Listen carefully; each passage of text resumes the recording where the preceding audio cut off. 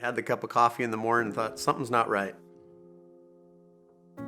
I took a self-test, tested positive for COVID, lost taste and smell a couple days after, a little bit of a cough, little fever, nothing major, thinking I'd go back to work and go back to my life. I didn't know how bad my condition was.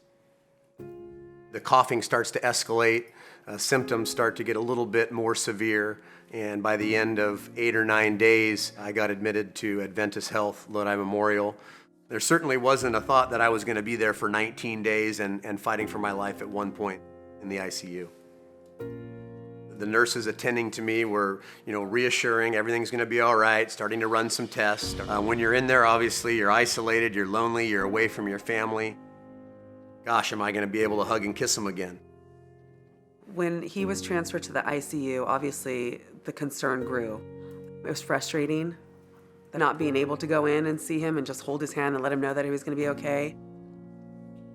Once he was admitted and transferred to the room, it was easy to receive information from the nurses. I would just call the desk and they would give me updates. They comforted me by telling me the next steps and what I should expect. And it was amazing care that I received from these nurses that I've not met, but to me it felt like family, and we felt very comfortable with him there.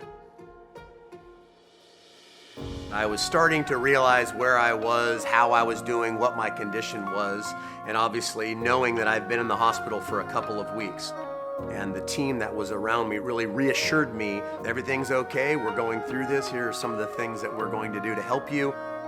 They made me feel safe. Taking the extra time, not just taking the vitals to do their job, but to sit down and hear a little bit about my story.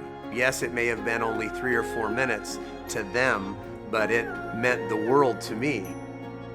There was a particular day when Dr. Ali came in, he said, your numbers look good. If you continue to improve, you can go home. As he's telling me this, it's a little bit surreal. I obviously just laid there by myself and started to cry. I was so happy. That is the first time that I allowed myself to realize that I was going to get to reunite with my family and friends. Adventist Health is very skilled in doing this. They have a number of facilities. They've learned what works and what doesn't. You can rest assured that if you ever need them, they're going to take care of you. I might be able to go home tomorrow. I'm so happy. On behalf of my family and myself, thank you for the care, the compassion, the folks working in the cafeteria, to the cleaning crew, CNAs, RNs, doctors, everybody, thank you.